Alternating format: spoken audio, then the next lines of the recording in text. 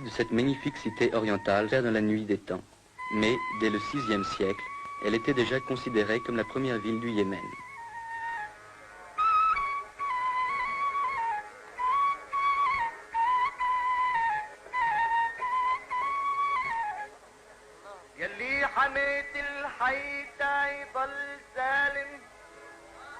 Proclamée le 26 septembre 1962, la République, dont on voit ici le palais présidentiel, la confirme dans son rôle de capitale de l'Arabie heureuse.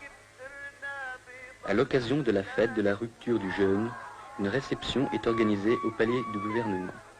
Son Excellence, Al-Eriani, se prête aimablement aux servitudes de la célébrité. Les notables viennent lui présenter leurs hommages, ainsi que le président de la Chambre.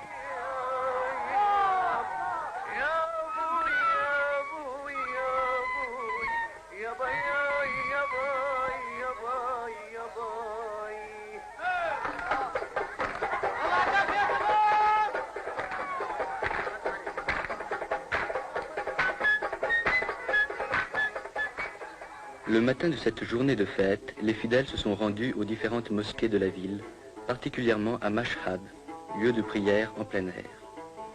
Par groupe, plus ou moins important, ils effectuent la prière publique sous la direction d'un imam.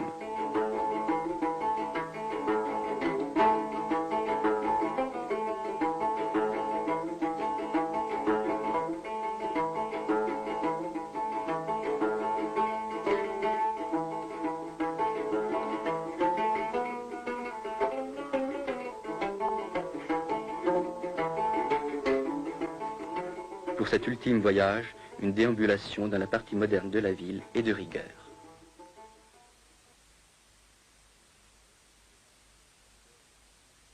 La magnifique porte du Yémen, orgueil de Sanaa, permet d'accéder directement au marché où sont vendus les différents produits d'un pays essentiellement agricole.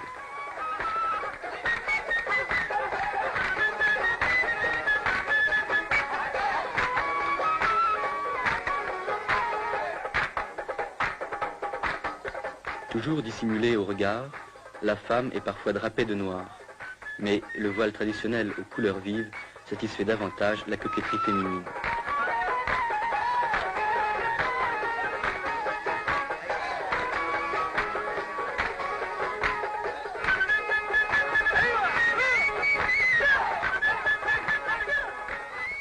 L'artisan yéménite travaille selon des méthodes ancestrales mais efficaces.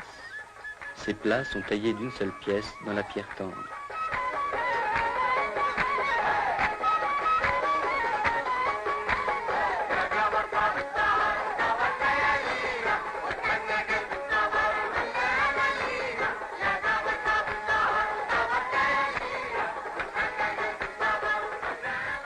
Jadis, les peaux yéménites étaient célèbres dans tout l'Orient. Trempée dans différentes cuves, la peau est lavée, nettoyée, tannée et lustrée. Ces différentes opérations sont effectuées en plein air, tant l'odeur qui se dégage des bains est suffocante.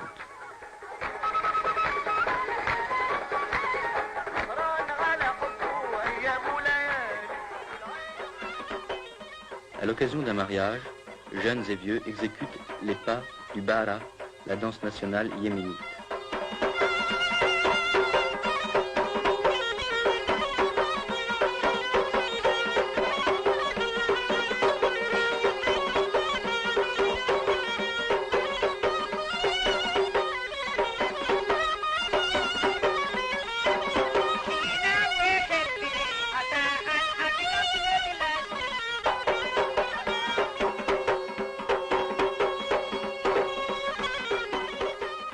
Étrange alliance de l'art et du sacré. Les danseurs exécutent leurs pas à l'ombre du tombeau d'un ingénieur chinois décédé au service du Yémen.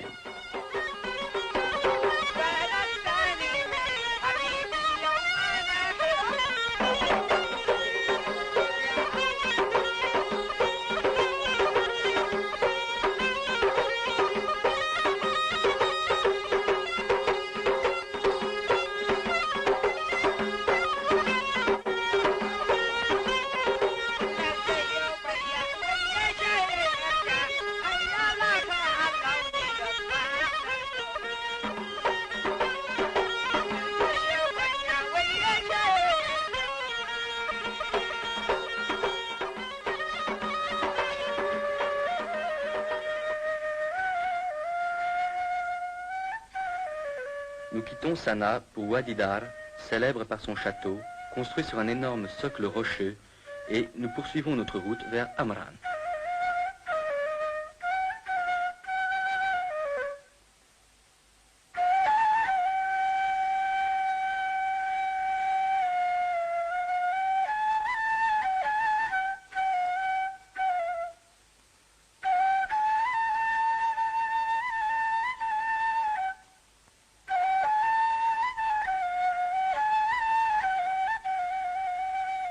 Amran, gros bourg fortifié, garde encore ses anciens remparts en terre séchée.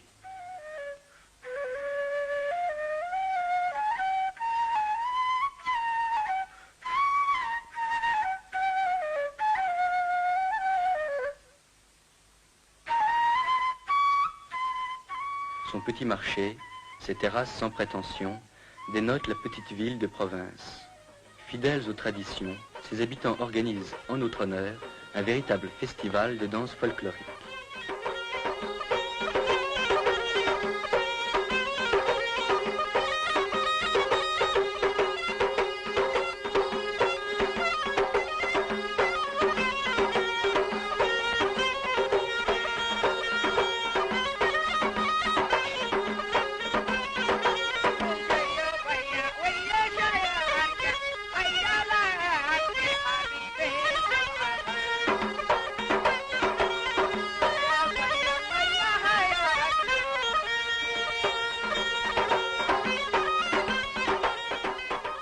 Les danseurs brandissent leur redoutable yambia, enroulent une serviette autour du bras gauche en guise de bouclier et exécutent un pas guerrier.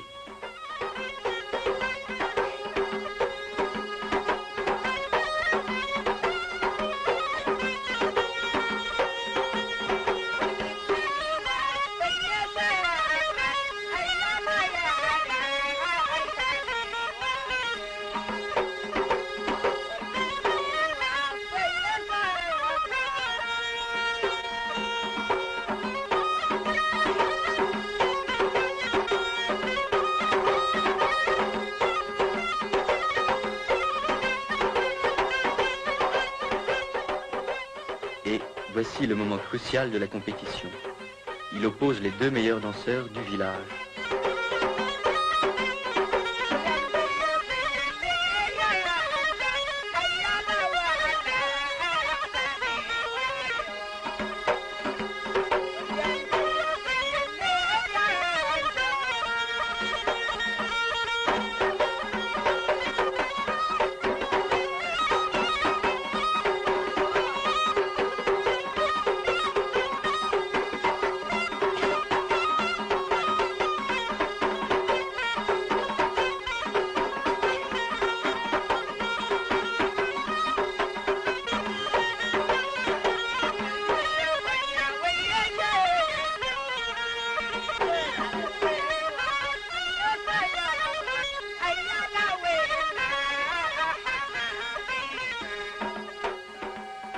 De Amran, nous nous dirigeons vers Kamr, centre vital de la célèbre confédération des Hachides. Admirons en passant cet ingénieux système de puisage où l'homme incite la bête au travail par le geste et par le chant.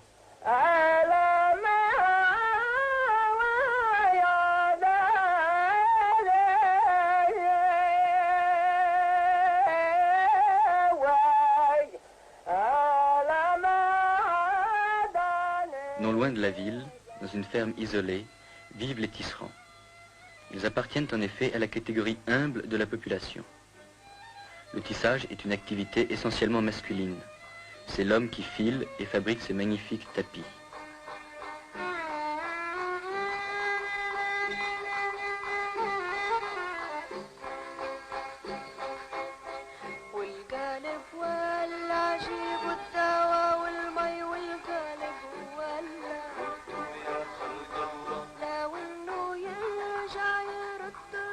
La femme lui prête sporadiquement son concours, car elle est avant tout la gardienne du foyer.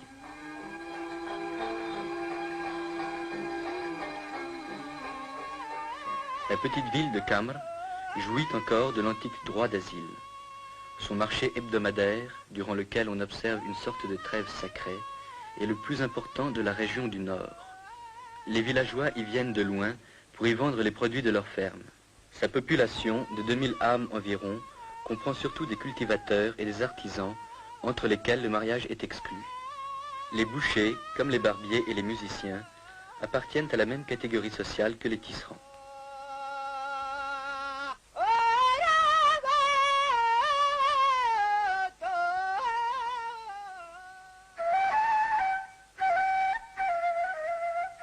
Notre voyage à Zafar n'est pas de tout repos.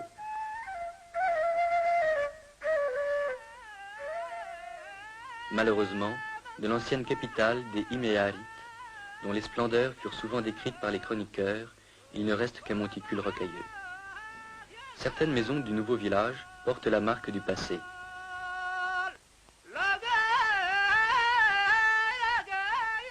Ces citernes, vieilles de 2000 ans, sont toujours en service.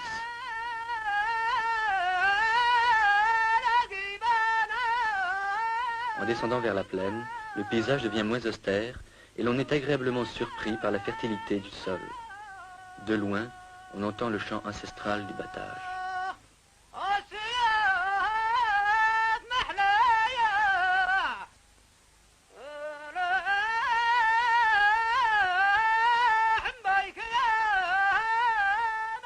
Dans cette société paysanne, la femme travaille autant que l'homme, sinon plus que lui. Gardienne du foyer et fermière accomplie, elle aide son mari dans les travaux des champs, s'occupe des animaux domestiques et assure les besoins en eau de la maison. Nous dirigeons nos pas vers Haz, où, comme de coutume, nous sommes accueillis par la musique.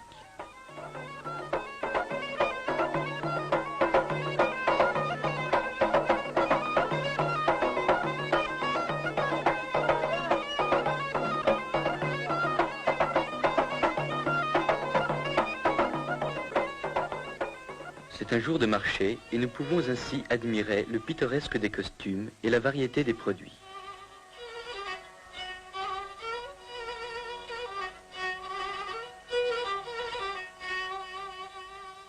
Chaque marché a son daoshan, serviteur du clan et crieur public, appartenant à la catégorie sociale la plus humble de la population.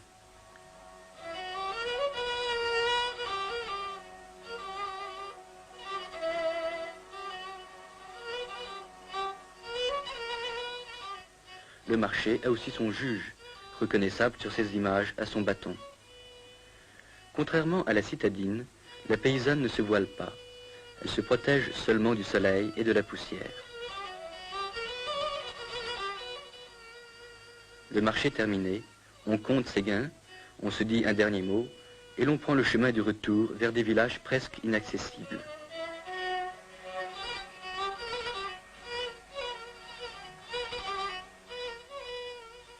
Instinct de défense, car c'est de la plaine qu'on tire ses moyens de subsistance. À la fin de notre visite, nous assistons à un grandiose spectacle de danse.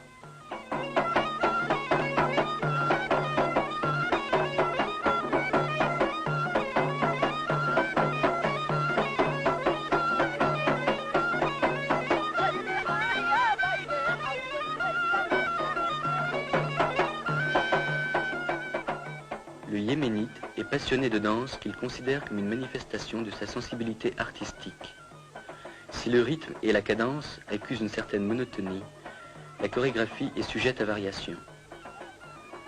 Les exécutants miment un pas guerrier, alors que l'assistance, comme les combattants du tournoi, s'apprête à entrer en lice. Les danseurs imitent tous les gestes de l'attaque et de la défense.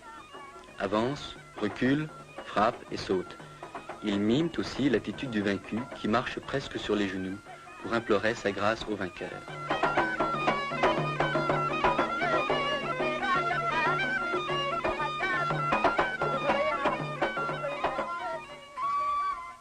Nous quittons ces paysages austères pour nous rendre vers un site qui respire la quiétude et la fraîcheur. C'est la région la plus fertile de l'Arabie heureuse, dominée par la riante Djibla. Aucune autre ville du Yémen ne lui est comparable, tant son charme est grand. Notre courte visite ne nous permet pas d'admirer toutes les beautés de cette cité qui fut jadis la capitale de la reine Arwa.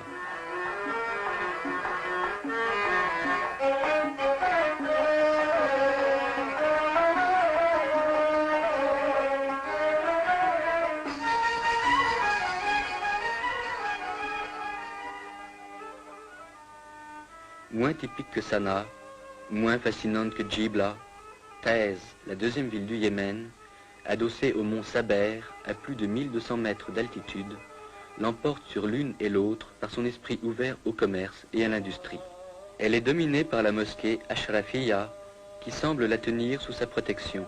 Ancienne résidence de l'imam Ahmad, elle garde son ancien cachet, ses remparts et sa redoutable forteresse.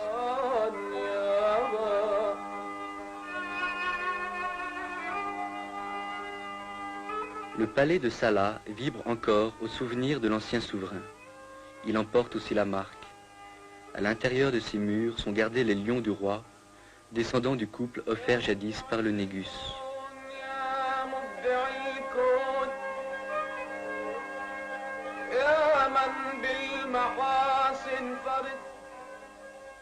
Dès le XIVe siècle, Ibn Battuta parlait de l'influence de l'Inde sur le Yémen. Nous ne le démentirons pas. Taïz regorge de produits de toutes sortes en provenance de ce pays, et l'on éprouve un réel plaisir à flâner dans ses souks.